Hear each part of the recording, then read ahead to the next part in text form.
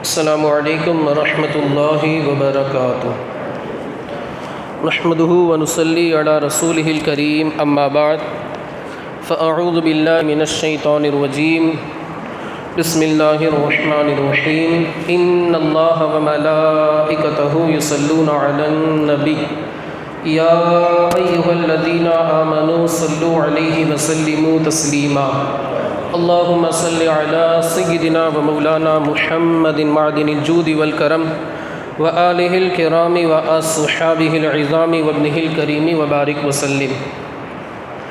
بخاری اور مسلم کی متفق علیہ حدیث پاک، یعنی یہ حدیث پاک بخاری شریف میں بھی ہے اور مسلم شریف میں بھی ہے۔ صحابی رسول حضرت سیدنا ابو سعید خدری، نام آپ نے سنا ہوگا، مشہور صحابی ہے۔ وہ روایت کرتے ہیں کہ ایک مرتبہ حضرت اسید بن حضیر انصاری صحابی ہے، ایک مرتبہ رات میں اٹھ کر کے تلاوت کر رہے تھے قرآن مقدس کی۔ پتہ یہ چلا کہ تہجد کے لیے اٹھنا اور قرآن پڑھنا یہ دونوں صحابہ کی سنت ہے۔ اللہ تعالی ہمیں بھی صحابہ کے نقش قدم پر چلتے ہوئے پہلے تو فرائض، پھر ساتھ ہی ساتھ نوافل، تہجد وغیرہ، اوابین ہے، تحیۃ المسجد ہے، تحیۃ الوضو ہے، چاشت ہے، اشراق ہے، یہ ساری نمازیں بھی پڑھتے رہنے کی توفیق رفیق عطا فرمائے۔ اب تلاوت کی شروعات کی، اچانک دیکھا قریب میں آپ کا گھوڑا بندھا ہوا تھا رسی سے، وہ حرکت کرنے لگا۔ وہ گھوڑا بالکل آپے سے باہر ہو گیا، حرکت کرنے لگا۔ آپ نے قرآن مقدس کی تلاوت بند کر دی۔ جو گھوڑا حرکت کر رہا تھا اس کا حرکت کرنا بھی بند ہو گیا۔ دوسری مرتبہ آپ نے شروعات کی، قرآن مقدس کی تلاوت کی۔ اب جیسے ہی تلاوت کی شروعات ہوئی وہ گھوڑا فوراً حرکت میں آ گیا، کودنے لگا، اچھلنے لگا، جسے ہم اپنی زبان میں کہتے ہیں۔ آپ نے قرآن مقدس کی تلاوت بند کر دی، اس کا حرکت کرنا بھی بند ہو گیا۔ وہ بالکل پرسکون ہو گیا، ٹھہر گیا، تھم گیا، اطمینان کے ساتھ وہ اپنی جگہ کھڑا ہو گیا۔ 2 مرتبہ ہوا۔ تیسری مرتبہ آپ نے پھر قرآن مقدس کی تلاوت کی شروعات کی۔ تیسری مرتبہ وہ گھوڑا واپس حرکت کرنے لگا، اچھلنے لگا، کودنے لگا۔ آپ نے قرآن مقدس کی تلاوت بند کر دی۔ آپ اٹھے اور جا کر کے باہر دیکھا، اصل میں گھوڑے کے قریب آپ کا ایک بچہ بھی لیٹا ہوا تھا جس کا نام تھا یحییٰ۔ گھوڑے کے قریب آپ کا بچہ یحییٰ نام کا لیٹا ہوا تھا۔ آپ کو ڈر لگا کہ کہیں گھوڑے کی حرکت کی وجہ سے، گھوڑا اچھل رہا ہے، کود رہا ہے، اس کی حرکت کی وجہ سے میرے بچے کو تکلیف نہ پہنچ جائے۔ ارے بھائی حرکت کر رہا ہے، کبھی رسی وغیرہ کھل گئی، ٹوٹ گئی اور میرے بچے کے اوپر گھوڑا گر گیا، بچہ تو شہید ہو جائے گا۔ اس بنیاد پر آپ نے قرآن مقدس کی تلاوت کو موقوف کر دیا اور بچے کو وہاں سے ہٹا دیا۔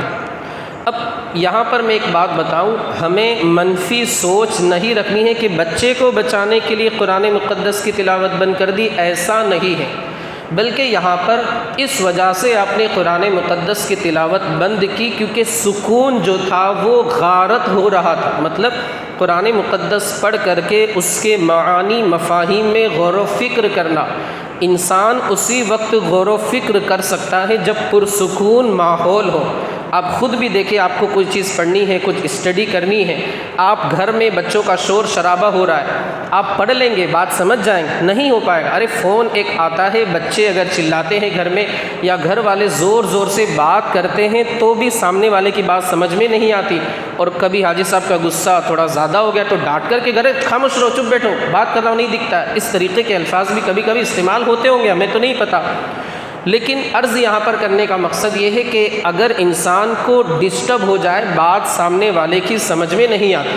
بلا شبہ یہاں پر قرآن مقدس کی تلاوت ہو رہی تھی، سامنے گھوڑا حرکت کر رہا تھا، ان آیات کے پیچھے اللہ نے کون سی حکمتیں رکھی ہے، ظاہر سی بات ہے وہ سمجھ میں نہیں آ رہی تھی۔ اور دوسری بات، ایک مسئلہ بھی ہے شریعت کا کہ ہم اگر نماز پڑھ رہے ہیں، دیکھا کہ ایک بچھو ہے، سانپ ہے، وہ آ رہا ہے اور ہمیں ڈنک مارے گا یا کسی بھی مسلمان بھائی کو ڈنک مارے گا، شریعت یہ نہیں کہتی کہ نماز مکمل کرو اس کو مرنے دو، معاذ اللہ، شریعت یہ نہیں کہتی، شریعت یہ کہتی نماز توڑ دو، بچا سکتے ہو تو بچا لو۔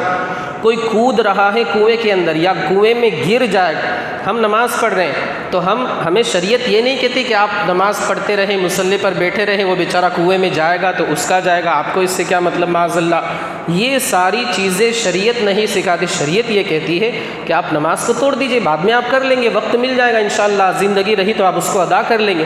لیکن ایک مسلمان بھائی کی جان چلی گئی، وہ بارہ واپس نہیں آ سکتی۔ نماز کی تو قضا ہو سکتی ہے، مگر جان کی قضا ہو جائے، انسان دوبارہ زندہ ہو جائے، ایسا تو ہو نہیں سکتا۔ اور آپ ولایت کے منصب پر وہ بندہ فائز نہیں ہے کہ اس کو ہاتھ لگا کر کے قم باذن اللہ کہہ کر کے زندہ کر دے گا۔ تو شریعت یہ کہتی ہے کہ اسے اگر بچا سکتا ہے تو بچا لے۔ اندھا ہے، کنویں میں گر جائے گا، یا کوئی بندہ ڈاکو یا سانپ بچھو وغیرہ اس کو قتل کر دے گا، ڈنک مار لے گا، تو شریعت یہ کہتی ہے آپ نماز توڑ کر کے اس کو بچا سکتے ہیں، تو بچا لے، بلکہ بچانا آپ پر واجب ہے۔ تو آپ نے اسی بنیاد پر، یعنی حضرت اسید بن حضیر نے اسی بنیاد پر قرآن مقدس کی تلاوت کو موقوف کر دیا۔ جب نماز توڑ سکتے ہیں تو قرآن مقدس کی تلاوت تو بدرجہ اولا ہم موقوف کر سکتے ہیں، بند کر سکتے ہیں۔ آپ نے بچے کو تھوڑا گھوڑے سے دور کر دیا، آپ کی اچانک نگاہ آسمان کی جانب اٹھی۔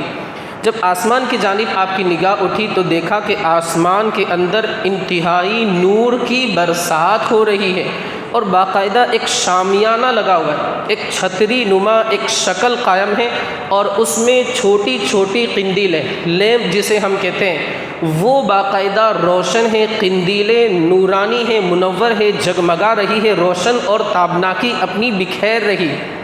وہ دن گزر گیا، دوسرے دن مصطفیٰ کریم کی بارگاہ میں آئے، صحابی رسول ہے، معاملے کو ایسے ہی رفع کر دے، ایسا تو ہو نہیں سکتا، آمنہ کے لال موجود ہے ظاہری طور پر۔ مصطفیٰ کریم کی بارگاہ میں پہنچے، سارا واقعہ بیان کیا۔ اللہ کے رسول صلی اللہ علیہ وآلہ وسلم نے ارشاد فرمایا کہ اب کبھی ایسا ہو، پہلے تو جو ہوا ہوا، لیکن اب کبھی ایسا ہو تو گھبرانے کی ضرورت نہیں ہے، اس لیے کہ وہ جو تم نے آسمان کے اندر روشنی دیکھی وہ کوئی اور نہیں، فرشتوں کی جماعت تھی، وہ تمہاری تلاوت کو سننے کے لیے آئے تھے، یہاں تک کہ اگر تم صبح تک تلاوت میں مشغول رہتے، وہ فرشتے صبح تک تمہاری تلاوت کو سنتے، اور لوگ بھی ان فرشتوں کی زیارت کرتے۔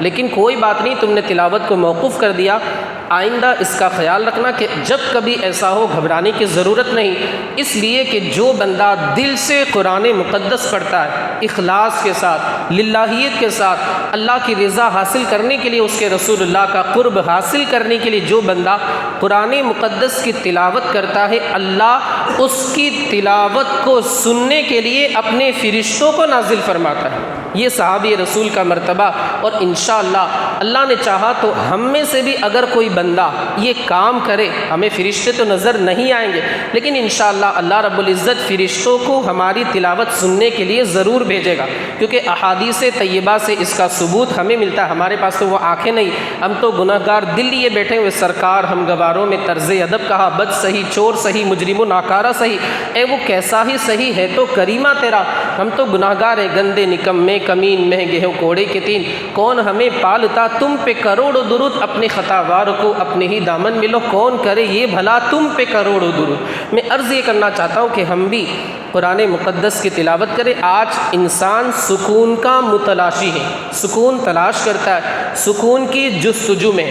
دیکھیں انسان پھر سکون کے راستے جو ہے وہ غلط اختیار کرتا ہے۔ کسی انسان کی یہ سوچے کہ میں ایک چائے پیوں گا میرا سکون مجھے حاصل ہو جائے گا، ٹینشن میرا ختم ہو جائے، بار بار پھر وہ چائے پیتا ہے۔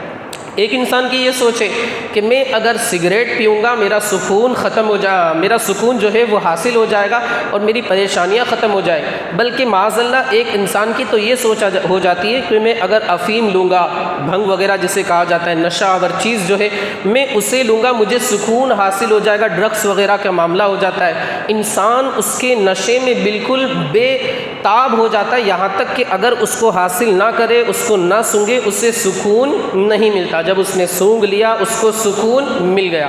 کچھ لوگوں کا یہ کہنا ہے کہ اگر ہم تمباکو وغیرہ نہیں کھائیں گے تو ہمیں سکون نہیں ملے گا۔ تو یاد رکھیں یہ ساری چیزیں وقتی طور پر تھوڑی بہت دیر کے لیے آپ کو سکون پہنچا دے گی۔ چائے آپ نے پی 1 یا 1.5 گھنٹے تک اس کا اثر رہے گا، کتنی بھی مہنگی چائے کیوں نہ ہو، کیلاش کی چائے کیوں نہ ہو، خلیل کی چائے کیوں نہ ہو، الخالد کی چائے کیوں نہ ہو، یا ممبئی جا کر کے آپ تاج ہوٹل کی 300 روپے کی چائے بھی کیوں نہ پیے، 1 سے 1.5 گھنٹے تک اس کا اثر رہے گا، اس کے بعد پھر جو آپ کی طبیعت میں جو کچھ اس کا تقاضا ہے وہی سستی، نیند وغیرہ شروع ہو جائے۔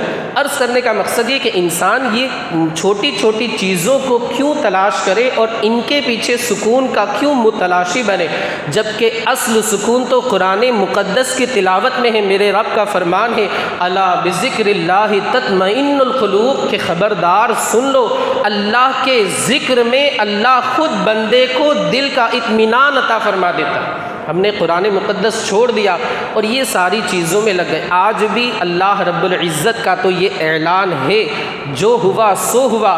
اللہ کی بارگاہ میں انسان توبہ کرے، استغفار کرے۔ اللہ کا باب رحمت تو آج بھی کھلا ہوا ہے، توبہ کا دروازہ تو ابھی بھی کھلا ہوا ہے۔ سورج جب مغرب سے نکلے گا قیامت کی نشانی ظاہر ہوگی، اس کے بعد سے توبہ کا دروازہ بند ہو جائے گا، لیکن ابھی تو باب رحمت اللہ رب العزت کا کھلا ہوا ہے۔ لا تقنطوا من رحمت اللہ، لا تیأسوا من روح اللہ۔ تو انسان کو اللہ کی بارگاہ میں جھکنا چاہیے اور سکون انسان قرآن مقدس کی تلاوت میں تلاش کرے۔ انسان کہیں اور سکون تلاش کرے گا تو اسے وقتی طور پر تھوڑا بہت سکون حاصل ہو جائے گا، لیکن اصل منزل مقصود پر وہ بندہ نہیں پہنچ پائے گا۔ آپ کو صرف اور صرف 24 گھنٹے کے اندر سے، اگر آپ پورا قرآن، تو ہم نہیں کہتے کہ آپ پورا قرآن مقدس پڑھیں یا 2 قرآن مقدس پڑھیں، تو حضور سیدنا غوث اعظم سیدنا شیخ عبد القادر جیلانی بغدادی رضی اللہ تعالیٰ عنہ کی ذات کریمہ تھی کہ آپ 40 سال تک آپ نے عشاء کے وضو سے نماز فجر ادا فرمائی، اور امام اعظم کی یہ شان تھی کہ آپ رمضان میں 61 قرآن مقدس ختم کیا کرتے تھے۔ کتنے؟ 61 قرآن مقدس رمضان میں ختم کیا کرتے تھے، ایک دن میں اور ایک رات میں۔ ہم نہیں کر سکتے کیونکہ ہمارے پاس ایک تو وقت بھی نہیں، اور یہ اللہ والوں کی کرامت کی بات ہے۔ ہم تو اس ولی کے پیر میں جو دھول ہے اس کے کروڑویں حصے کے برابر بھی نہیں، لیکن ہم تھوڑا بہت تو کر سکتے ہیں۔ ہم کم از کم 10 منٹ کا وقت نکال کر کے یاسین شریف کی تلاوت تو کر سکتے ہیں۔ 10 منٹ لگیں گے، بہت زیادہ نہیں، اور اگر تھوڑا تیز پڑھنے والا ہے بندہ تو 5 سے 7 منٹ کے اندر، اور اگر تھوڑا آہستہ پڑھنے والا ہے تو 10 منٹ، اور اگر تھوڑا سا اور سلو پڑھنے والا ہے تو بہت تو 15 منٹ لگیں گے۔ لیکن یاد رکھے، یاسین شریف کی تو میں فضیلت بتاتا ہوں، لیکن عام قرآن مقدس کی کسی بھی آیت کے تعلق سے میرے آقا مصطفیٰ کریم فرماتے ہیں کہ جو بندہ قرآن مقدس کا ایک لفظ پڑھتا ہے اللہ اسے 10 نیکیاں عطا فرماتا ہے۔ فرماتے ہیں کہ میں یہ نہیں کہتا الف لام میم پورا یہ ایک لفظ ہے، بلکہ الف ایک لفظ ہے، لام ایک لفظ ہے، اور میم ایک لفظ ہے، میم ایک حرف ہے۔ تو جو بندہ الف لام میم پڑھتا ہے اللہ اسے اپنی رحمت سے ایک نہیں بلکہ 30 نیکیاں عطا فرمائے۔ یہ میرے آقا مصطفیٰ کریم کا فرمان، کتنا آسان عمل ہے، کتنا آسان نسخہ ہے۔ اور یاسین شریف کے تعلق سے میرے آقا مصطفیٰ کریم فرماتے ہیں کہ جو بندہ سورہ یاسین کی تلاوت کرتا ہے ایک مرتبہ، جو بندہ دل کے ساتھ، اخلاص کے ساتھ، للہیت کے ساتھ، اور بہتر وقت جو ہے وہ رات میں تہجد کے وقت جب بندہ اٹھے اس وقت، کیونکہ اس وقت سارے لوگ سو رہتے ہیں اور کسی کو بھی پتہ نہیں چلے گا۔ دن میں تو ہو سکتا ہے کہ ہم پڑھ رہے ہیں، ہمارے دل میں بھائی ہم بھی انسان ہیں، شیطان ہمیں بھی بہکاتا ہے، نفس ہمارے پاس بھی، ہم دن میں قرآن مقدس پڑھ رہے ہیں، ہو سکتا ہے ہمارے دل میں یہ ریاکاری کا شائبہ آ جائے، کاش کہ مجھے ہمارے مقتدی دیکھ لیتے۔ فار ایگزامپل میں اپنی بات کروں، میں بھی گناہ گار انسان ہوں، بس یہی فرق ہے، آپ نے مصلی پہ آگے بڑھا دیا ہے۔ میرے دل میں ہو سکتا ہے یہ خیال آ جائے کہ یار ہمارے مقتدی دیکھ لے تو بار بار جا کر کے چرچے کریں، یار امام صاحب تو بہت قرآن پڑھتے ہیں، ہم بھی انسان ہیں۔ اسی طرح ہر انسان کے ذہن میں یہ سوچ آ سکتی، کوئی انسان گناہوں سے پاک تو نہیں ہے، معصوم تو صرف انبیاء کے ذات ہے، فرشتوں کی ذات ہے۔ تو بہتر وقت تہجد کے وقت، میں یہ نہیں کہتا کہ آپ ریاکاری کے ڈر سے نماز ہی چھوڑ دیں، معاذ اللہ قرآن مقدس ہی چھوڑ دیں، گھر ہی میں سب کچھ پڑھے، ایسا نہیں، استغفر اللہ۔ امام غزالی فرماتے انسان مایوس نہ ہو، بلکہ انسان کوشش کرے پہلے اس کی ریاکاری آئے گی، مطلب نماز پڑھے گا تو پہلے ریاکاری اس کے اندر آئے گی کہ چلو دیکھ رہے، لوگ دیکھ رہے ہیں، میرا چرچا کریں گے، باہر جا کے جتنی نمازیں پڑھتا ہے، اتنے قرآن پڑھتا ہے، اتنی تسبیح پڑھتا ہے، اتنا استغفار کرتا ہے، اتنا لافل پڑھتا ہے، بار بار وہ پڑھتا ہی رہتا ہے، لوگ چرچے کریں گے، پہلے ریاکاری آئے گی۔ امام غزالی فرماتے ابھی چھوڑے نہیں، ریاکاری ہے چلنے دے معاملہ، دھیرے دھیرے اس بندے کی عادت بنے گی۔ پہلے تو ریاکاری، پھر ایک عادت بن جائے گی، یار مجھے پڑھنا ہی پڑھنا ہے، انشاءاللہ ریاکاری دھیرے دھیرے ختم ہوگی۔ پہلے ریاکاری ہوتی ہے، پھر عادت ہوتی ہے۔ جب بندہ عادی بن جائے گا، نمازیں پڑھتا رہے گا، اللہ ایک نہ ایک دن اسے اپنی عبادت کا نور عطا فرما دے گا۔ ظاہر سی بات یہ سجدہ کر رہا ہے بندہ، اور انشاءاللہ اس کا ایمان سلامت ہے، عقیدہ درست ہے، دل میں اگر چور نہیں بیٹھا ہوا ہے تو انشاءاللہ اسے ہدایت ملنی ہی ملنی ہے۔ بس کوشش کرنا ہمارا کام ہے، ہدایت دینا یہ اللہ رب العزت کا کام ہے۔ انسان مایوس ہو کر کے بیٹھ نہ جائے کہ ہدایت تو اللہ کے ہاتھ میں، ہم کر کے بھی یعنی چاہ کے بھی کچھ نہیں کر سکتے، تو یہ انسان جو ہے بے وقوف ہے، نادان ہے، اس کی کم علمی ہے۔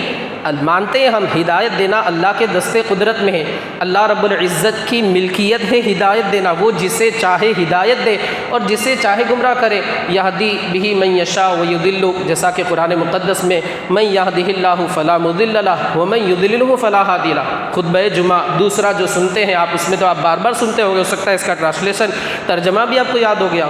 تو ہدایت دینا اگرچہ اللہ کے دستے قدرت میں، مگر محنت کرنا یہ تو ہمارے ذمے ہے، اور قرآن مقدس کا یہ بھی اعلان ہے وَأَن لَيْسَ لِلْإِنسَانِ إِلَّا مَا سَعَى، انسان کے لیے وہی ہے جو وہ کوشش کرے گا، کوشش کرے گا، انشاءاللہ اللہ اپنی عبادت کا، ریاضت کا، بندگی کا اسے نور عطا فرمائے گا، اور انشاءاللہ ایک دن وہ بندہ اللہ کا نیک بندہ بن جائے گا، اور اللہ کے جو اولیاء ہیں ان کی بارگاہ میں اور ان کے نقش قدم پر چلنے والا وہ بندہ بن جائے گا۔ مولا عز و جل ہمیں آپ کو اور ساری دنیا کے خوش عقیدہ مسلمانوں کو مصطفیٰ کریم کی سنتوں کے مطابق زندگی کے شب و روز گزارتے رہنے کی توفیق رفیق عطا فرمائے۔ مولا جو کچھ بھی بیان ہوا اس کے بیان کرنے میں مجھ سے جو بھی غلطی، لغزش، خطا، خامی ہوئی ہو، اپنے حبیب کے صدقے مجھ سے معاف فرما۔ مولا اس کی برکتوں سے ہمیں مالا مال فرما۔ مولا ہمیں قرآن پڑھنے والا بنا دے، قرآن پر عمل کرنے والا بنا دے۔ مولا قرآن کے مفاہیم، معانی جو ہیں ان میں ہمیں غور و فکر کرنے والا بنا دے۔ مولا عز و جل ہمیں قرآن مقدس کی برکت سے ہمارے ان بھائیوں کی رزق میں، کمائی میں، کاروبار میں، تجارت میں، رزق حلال میں خوب سے خوب تر برکتیں عطا فرما۔ مولا ہمارے ان بھائیوں نے درس میں شرکت کی، انہیں اپنی شان کے مطابق اجر و ثواب عطا فرما۔ ہمارے ان بھائیوں کو پورے گھر والوں کے ساتھ بار بار حج بیت اللہ کی سعادتیں عطا فرما، بار بار پورے گھر والوں کے ساتھ سکون قلب، گنبد خضرا کے جلوے نصیب فرما۔ اللہم ربنا آتنا فی الدنیا حسنہ وفی الآخرۃ حسنہ وقنا عذاب النار، وصلی اللہ تعالی علی خیر خلقہ ونور عرشہ سیدنا مولانا محمد وعلی آلہ واصحابہ اجمعین برحمتک یا ارحم الراحمین۔